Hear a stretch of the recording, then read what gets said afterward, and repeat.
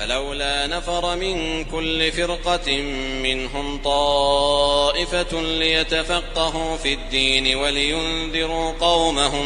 ولينذروا قومهم إذا رجعوا إليهم لعلهم يحذرون.